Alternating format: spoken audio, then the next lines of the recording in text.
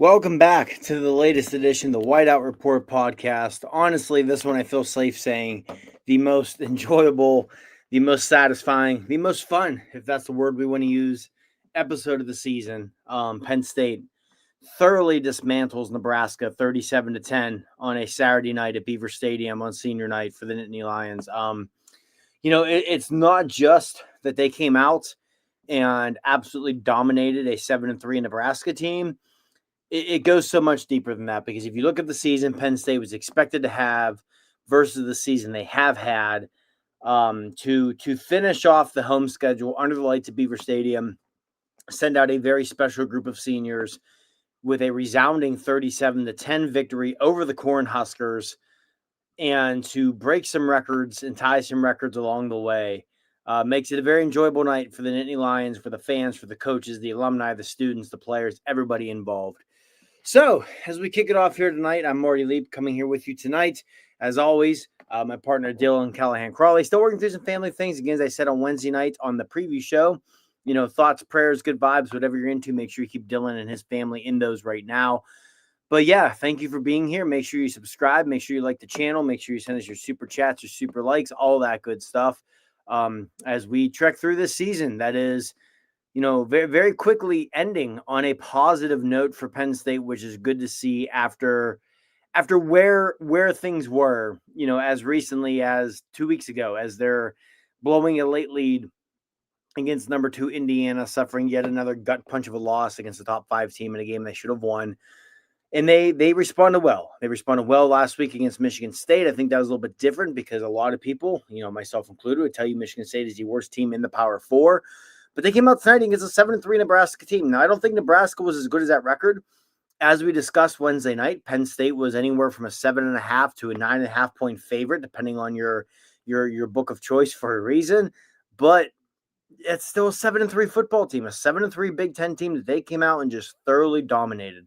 I think part of it is the Matt Rule factor as well. And we'll get into this later in the game. I thought Matt Rule was not good tonight. I thought he was thoroughly outcoached by Terry Smith, which if you're a Nebraska fan, that's probably concerning. And if you're a Penn State fan, that probably goes to show you why, even though when the job first opened up, a lot of people thought Matt Rule would get the job, why he's not going to get the job.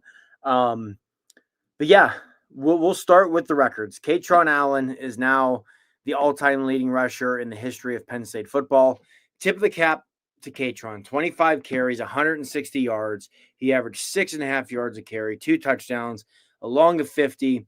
He surpassed Evan Royster to become the program's all-time leading rusher.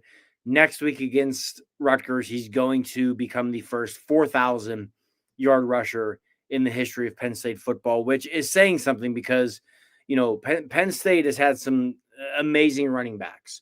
You can go back to Franco Harris, to John Capoletti, Blair Thomas, Lydell Mitchell, Curtis Enos, Kajana Carter, Larry Johnson, obviously Saquon Barkley. The list goes on and on and on. I know I'm forgetting guys. It's just that's how good of a lineage Penn State has had a running back, and Katron Allen is now the all-time leading rusher in program history. So tip of the cap to him. Was awesome to see. Was awesome to see him get it, especially when he originally broke the record and was called back due to a pretty bogus face mask penalty on Katron. Excuse me. And that's what led to not getting it at first. A few plays later, he gets it. So awesome to see for Katron. Nick Singleton as well, tying Saquon Barkley's record for career rushing touchdowns as well as career total touchdowns. That's a record he will break next week against Rutgers as well. So great to see for those two guys on senior night, their swan song at Beaver Stadium. Of course, as the show goes on, you have any comments, you have any questions, please make sure you post them. I will get to them. I will address them, especially when I'm flying solo here tonight. Any comments and questions you have, help move this thing along, help it go smoother for me and for all of us involved. So, senior night, again, 37-10 victory. It was great for the seniors because I've harped on this a lot this season. There's a lot of guys in the senior class who, with Katron and Nick being two fine examples, some of the, best players in program history, guys who were a part of a 3-year stretch in which they went 11-2 and won a Rose Bowl, 10-3 and lost in the Peach Bowl, and then 13-3 where they reached the Big Ten championship game, are literally one play away from going to the national championship game after winning a couple of playoff games. One of the best 3-year stretches in program history. And, they came back their senior year looking to make a run in the national championship. That did not happen. But for these seniors to go out this way, a Nick Dawkins, a Dominic DeLuca, Zakee Wheatley, Khalil Dinkins, Denai Dennis Sutton, obviously Singleton and Allen, Zane Durant, who had a tremendous night, Drew Shelton on the offensive line. I know he's not a senior, but Vegaioni, a redshirt junior who may be a first-round pick. This was his last game at Beaver Stadium. Drew Aller being part of the senior night festivities. So many of these guys who are big parts of the history of Penn State football, again, were key cogs in what was one of the best 3-year runs in the history of the program. To be able to go out with not just a win, but a thorough beatdown of a Big Ten opponent, a 37-10 dismantling of Nebraska was so awesome to see. And what was great to see was those guys contribute, right? We mentioned the night Allen had. Nicholas Singleton averaged 6.3 yards per carry and scored twice. Also had 3 receptions for 51 yards with a long of 50 yards. On the defensive side of the ball, Dom DeLuca led the way with 10 tackles. Denai Dennis Sutton was a menace tonight on the defensive line, finished with a sack and a tackle for a loss. Same goes for Zane Durant, who also finished with a sack and a tackle for a loss. So it was great not just to see these guys go out with a victory, but to see them play well on their way of going out with a victory.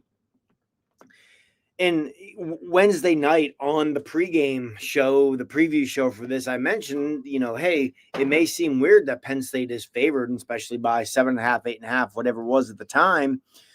But a big part of it is Nebraska is not a very good line of scrimmage team. We saw that tonight. I mean, Emmett Johnson on Nebraska's first offensive series in the night ripped off a 52-yard run. Outside of that run, for as good as Emmett Johnson's been this year, he averaged 2.8 yards per carry. So outside of that 52-yard run, Penn State's defense completely contained and limited Emmett Johnson. And we said Wednesday night that's where it was going to start. They had to limit Emmett Johnson. They did that. You have to force TJ Lateef to beat you. Now, I thought TJ Lateef played well. I really did. But, I'm sure Nebraska didn't want TJ Lateef to throw the ball 37 times, especially on the road in a night game at Beaver Stadium, and that's what happened tonight. And oftentimes he was under duress. He was running around, completed just 21 of his 37 attempts.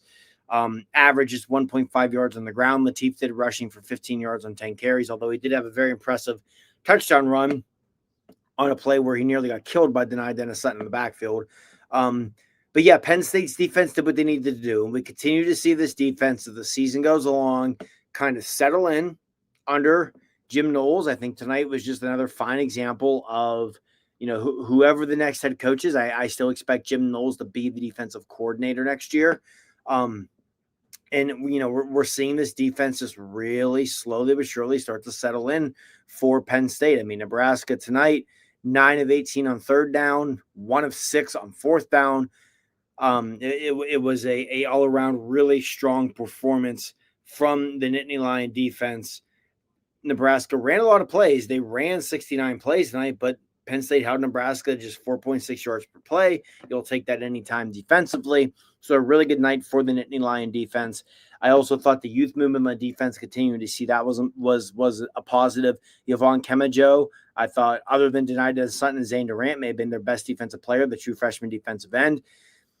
True freshman cornerback Darius Dixon, for the first time all year, looked like a true freshman, but you saw a lot of reps thrown him. That's what you want to see at this point. Alex Tash and Keon Wiley, 2 young linebackers who were out there seemingly all night long, nose to the ball, all over the field, making plays. So this defense really starting to settle in under the leadership of Jim Knowles. And again, like I said, I think regardless of who the next head coach is, I expect Jim Knowles to still be the defensive coordinator. So you want to see this defense finish strong. The circle back to the offense, in addition to the running backs, who are tremendous. I mean, Ethan Grunkemeyer was only asked to throw the ball 12 times. He went 11 of 12 for 181 yards and a touchdown. It was awesome to see a really good night at the office from Grunk.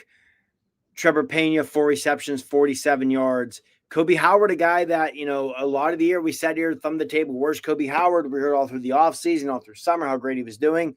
Early in the game, hauls in a 31-yard reception. Devontae Ross had a 28-yard reception, a 20-yard reception for Kyron Hudson. So while there weren't a ton of pass plays, again, they only threw the ball 12 times. There was a lot of chunk stuff there. except 31-yard reception for Howard, 28 for Ross, 20 for Hudson. Pena's long catch of the night was 29 yards. A long of the night for Nick Singleton was 50. This was the explosiveness we've been looking for in this passing game, really ever since Andy Kotelnicki was hired. And, in recent weeks, it's been better. Tonight, it was really good. And, kind of the bottom of the totem pole there on the receiver night was tight end Andrew Rapouillet. One reception for 4 yards, but it was a 4-yard touchdown, a really well-designed play by Kotelnicki to set a pick that was, maybe could have been offensive pass interference, but if it's not called, it's close enough that it's a well-designed play, can get away with it on Kyron Hudson's end. That set up Rapouillet for the 4-yard touchdown reception. So really just efficient, good night from the passing game. The explosiveness was there. The chunk plays was there, which is what you want to see. Excuse me. So again, Marty Leap flying solo here tonight on the Whiteout Report podcast post-game show here at the Friends of Proline TV. Once again, you have comments, you have questions, drop them in the chat, drop them in the comments section on YouTube. I will gladly get to them. Give us your likes, your follows, subscribe, your super chats, all that good stuff. Make sure you subscribe to the channel because I think, again, we're getting closer and closer to Penn State announcing their next head coach. I would not be surprised if it's by the end of the month or, early December, some point in the next 2 to 2.5 weeks. So once that happens, we'll be here. We'll break it down. Make sure you're here for that. So with that, we'll have a discussion on Terry Smith. It's obvious a lot of the players, a lot of the lettermen, I think at this point, some of the fan base would love to see Terry Smith be the hire. I mean, throughout the night, you heard the crowd chanting Terry. If you watched the NBC broadcast at halftime, Michael Robinson, who, obviously former Penn State quarterback, 2005 Big Ten Offensive Player of the Year when he led the Nittany Lions to an Orange Bowl victory in a Big Ten championship, talked about how he thinks Terry should be the hire, how a lot of players think Terry should be the hire. Post-game interview, you saw Davian Collins coming up behind Terry with a sign that said, hire Terry Smith. When the game ended, the first players to greet Terry on the sideline, which they all did, but the first players to greet him were his cornerbacks. It was Collins, Zion Tracy, Elliott Washington. It's very clear how much this team loves and respects and fights for Terry Smith. That said, I still don't think he's going to be the head coach hire. I really don't, but I think the only way Terry Smith is not at Penn State next year and beyond is if Terry Smith doesn't want to be here. I mean, he's proven himself as one of the best cornerback coaches in the country. He's proven himself as an ace recruiter who has absolutely locked down Western Pennsylvania for Penn State in recent years. I think he brings a lot of value to whoever the next head coach is as that cornerbacks coach, that associate head coach as he is now or was before James Franklin was let go, your defensive recruiting coordinator, liaison to the current roster, the letterman, all of those things. So, I think the groundswell for Terry Smith is growing after they nearly beat Indiana. They pretty much, dismantled Michigan State in a 28-10 victory that was not as close to the final score. They dominate Nebraska tonight in a 37-10 victory. But I still don't think he'll be the hire. But I did want to touch on that because there was a lot of love for Terry Smith at Beaver Stadium and on the NBC telecast throughout tonight. But to circle back to the game, one thing I do want to get into, a couple things, obviously. But first, I mentioned on Wednesday Nebraska not being a good line of scrimmage team, especially on the defensive line. They ranked 90th in the nation in rush defense coming into the night. Penn State tonight runs for 239 yards, averaging 5.9 yards per carry. Excuse me, that includes the nil down at the end of the game as well as Ethan Grunkemeier's sacks. So if you take away Ethan Grunkemeier's night of 4 carries for 2 yards, the Nittany Lions really ran the ball. I mean, they ran the ball extremely well anyway, but if you take away Grunkemeier's 4 for 2 because of no downs and sacks, and they're up at 7 yards per carry. So just a great night for the offensive line. And again, for that offensive line, a lot of senior leadership there. You've got Drew Shelton at left tackle, who's a 4-year starter. You've got Nick Dawkins, a redshirt senior at center, who's a 2-year starter. You've got Vegaioni, who is a redshirt junior at guard, who is a 4-year starter, who's, again, going to go pro, probably going to be a first-round pick, if not a first-round pick, a top 50 pick. And then you've got Nolan Rucci, a redshirt senior right tackle, the legacy, who transferred in from Wisconsin, played a big role for this team last year. Those were 4 guys playing in their final game at Beaver Stadium who came out and just mauled a undermanned and overwhelmed Nebraska defensive line tonight to spark this Penn State rushing attack, which was great to see. I thought it was also great to see Penn State's response early in this game. right? So you have Nebraska, their opening series. They're facing a third down. I think it was 6-7, something like that. Denied Dennis Sutton gets called for offsides, makes it third and short. Emmett Johnson rips off that 52-yard run, and you're thinking, oh boy, here we go. But the defense bowed up. They get a goal line stand. Penn State takes over at their own 2-yard line, and they just methodically march down the field with a 98-yard touchdown drive to take an early 7-0 lead and just never look back at that point. I mean, that drive, it was clear early on that drive that Penn State was going to be able to control the line of scrimmage all night. I thought that coming into the game, the way I viewed this thing as Penn State, I picked them to win. And I said Wednesday night, I thought this may have snowball potential depending on how it starts. You kind of saw it there, right? 4-yard run for Allen, 4-yard run for Allen, 6-yard pass to Pena, then the 31-yard pass to Kobe Howard. Then Katron Allen rips off a 50-yard run, and then 2 plays later, you get the 4-yard touchdown pass to Andrew Rappleyea to make it 7-0. So it wasn't even just necessarily that Penn State took that early lead. It was everything around it. You get the goal line stand, you get a 98-yard drive, that 98-yard drive, including a pair of chunk explosive plays on the 31-yard pass to Kobe Howard in the 50-yard run by Katron Allen. I think it became very obvious on that drive as well that, hey, Allen's going to get the record tonight. You're not have to wait until the Rutgers game for him to break the career rushing record. And again, this was after that drive, they put their foot on Nebraska's throat. They never let up. They never trailed in this game. They led wire to wire. They follow up that drive with a field goal drive to make it 10-0. And then, they get a touchdown drive, another touchdown, go to the half, come out to start the second half, get another touchdown. So Penn State scores on their first 5 drives of 4 touchdowns and a field goal. And I mean, very quickly, very early in the third quarter, this thing's already 30-3. And I think even going into the locker room when it was 23-3, you knew they had it locked up. When they come out and score the start of the second half to make it 30-3, you knew it was over. And I thought part of it, and I touched on this early in the show, that was telling to me, and, if you're a Nebraska fan, it's probably concerning. And if you're a Penn State fan, makes you feel good that Matt Rhule's not going to be the hire, is I thought Terry Smith vastly outcoached Matt Rhule tonight. I really, starting on Penn State's first drive, when they score to go up 6-0, and on the extra point attempt, Luke Reynolds is called for a 15-yard face mask penalty.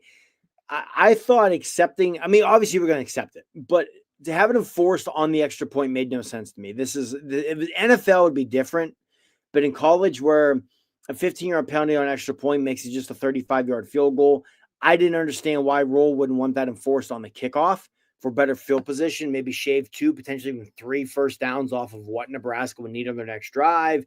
Before the end of the half, there was some really questionable clock management by Matt Rhule. There was a 4th down where the Cornhuskers called a timeout before it, converted, got up to the line, and then let probably 7 or 8 seconds run off the clock before they snapped the ball again. And in that situation, they still 2 timeouts. So you've got to do one of 2 things. You have to convert that 4th down. You've either got to call a timeout, or what they should have done was before that previous 4th down, call 2 plays so you can get the line, move with some tempo. They didn't do that. And then the last play of the half for Nebraska, they are facing, it was, I think, 2nd down at about the Penn State around the 45, 50-yard line, and they had 6 or 7 seconds left in the half, so you didn't necessarily have to throw the Hail Mary there. You could have looked, 10, 15 yards stuck out of bounds to make your throw to the end zone easier, or maybe you can get in the field goal range. And they run a little tunnel screen that just gets blown up. They fumble the ball. Penn State falls on it. Just some really poor coaching decisions from Matt Rhule tonight, which, again, I think if you're a Nebraska fan, probably concerning that the guy you just gave a big extension to got outcoached by a team's interim coach, who the last time Terry Smith was a head coach was 15 or 16 years ago in high school football. And if you're a Penn State fan, probably makes you feel, if anyone was still uneasy about the fact that Rhule signed an extension with Nebraska over coming back to his alma mater, I think after the way Rhule coached tonight, after the way Penn State thoroughly dominated his team, you're probably feeling a little bit more at ease about all of that.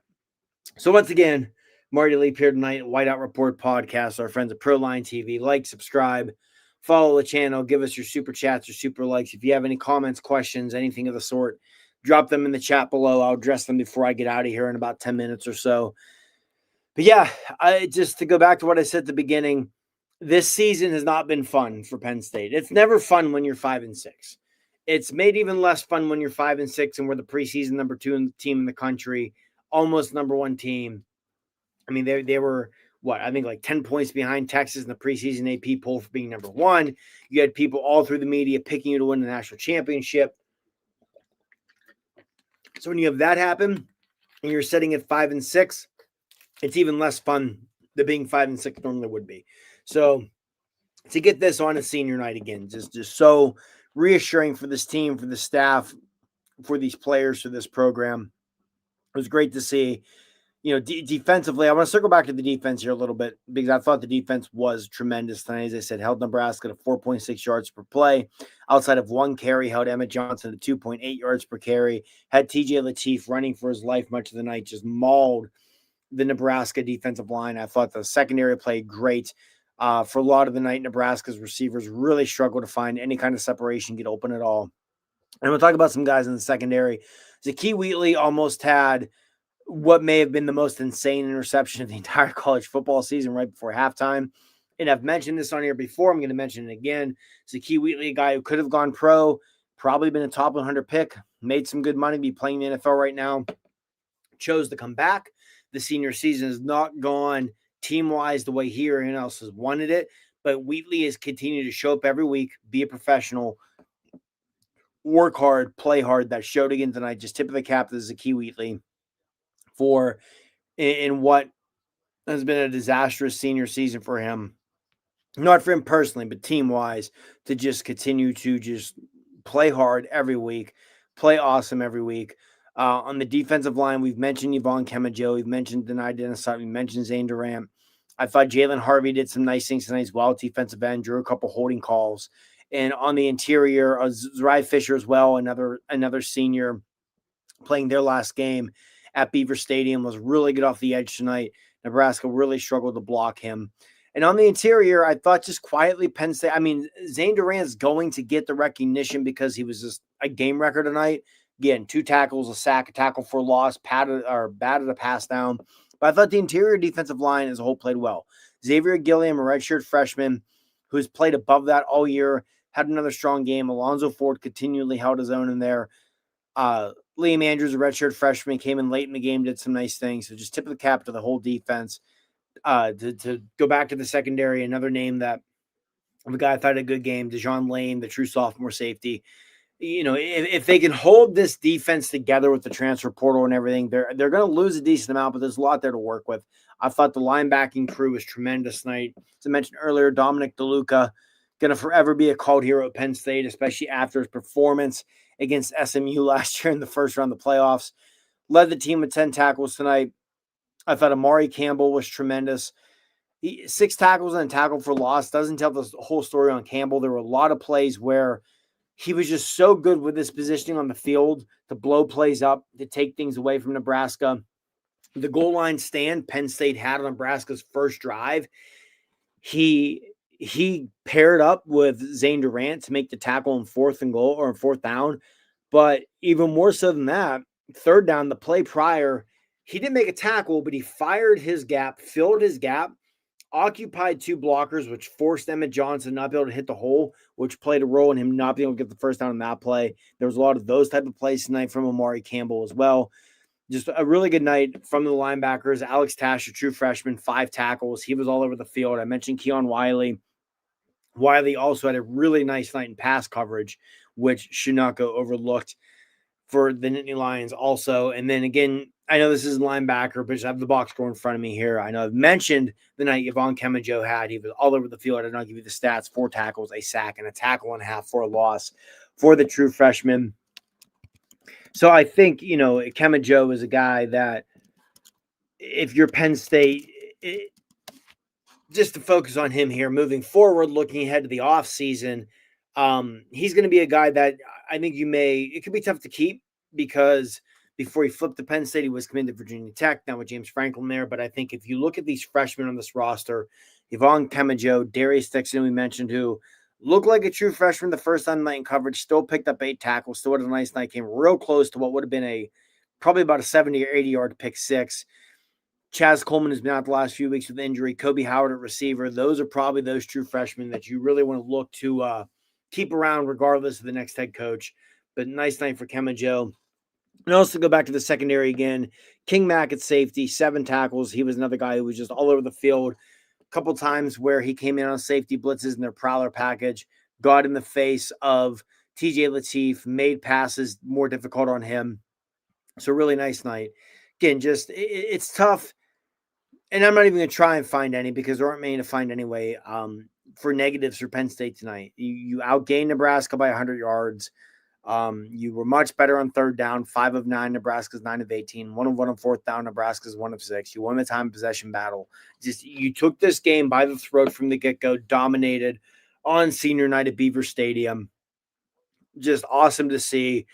You feel so happy for these players, for Terry Smith, for these coaches, for the seniors especially. And again, not to keep harping on this, but I just feel like it needs to be said. There's so many seniors on this team who are parts of some of the best games, best moments, best teams in program history, who are key cogs in what was one of the best 3-year runs in program history, whose legacies shouldn't be diminished by the way this season went, starting with Katron Allen, who's now the all-time leading rusher in program history, Nick Singleton, who tied Saquon Barkley for most career rushing touchdowns and total touchdowns in program history. We were talking about some of the best players in program history. So to see them go out the way they did tonight was awesome to see. So, again, thank you for being here. Like, subscribe, all that good stuff. Drop your comments, your super chats, everything. But here for the last minute or two before we head out, we will check in on the latest on the coaching carousel for Penn State. As I mentioned earlier, even with the groundswell that is starting to form for Terry Smith, I still do not expect Terry Smith to get the job full-time, even though I do think that he'll have every opportunity to still be on the staff next year. And I think the only way he's not on the staff is if he doesn't want to be. But looking at the coaching search, I think if you look at the names that have been mentioned in the last week or so, I think the 4 that have kind of bumped at the top: Eli Drinkowitz, Brent Key, Bob Chesney, and Kalen DeBoer. Obviously not a good day for Key or Drinkowitz, especially Brent Key to, I know they lost by 14 to Pitt, but that was a game that was not that close and at home, and Georgia Tech a chance to clinch the spot in the ACC championship game not coming through. Bob Chesney, though, JMU, pulling out a hard-fought victory over Washington State. All reports are that Chesney is quickly rising here. He's a Central PA guy. It might be a bit of a risk, but I think there's probably a pretty high ceiling there. But I still think the name to watch here most is going to be Kalen DeBoer. I know there was a lot of smoke this week in a lot of different places about that one. Now, Bama comes out next week, beats Auburn, wins the Iron Bowl, goes to the SEC championship game to the playoff. There's probably nothing to it. But if Alabama would lose the Iron Bowl next Saturday against Auburn, things could get a little interesting there. We'll see what happens. But, right now, Bob Chesney certainly seems to be the name that is rising there for the Nittany Lions as the potential next head coach. And if it would be a guy like Chesney who, only 2 years as a head coach at the Sun Belt level, those are only 2 years coaching at the FBS level, regardless, head coach or otherwise, I think that just adds to the importance of retaining a Terry Smith, retaining a Jim Knowles, guys like that with the experience to make the transition for him, as smooth as possible. But that will do it for tonight. Great night at Beaver Stadium. Penn State comes out, dominates Nebraska 37-10 on senior night.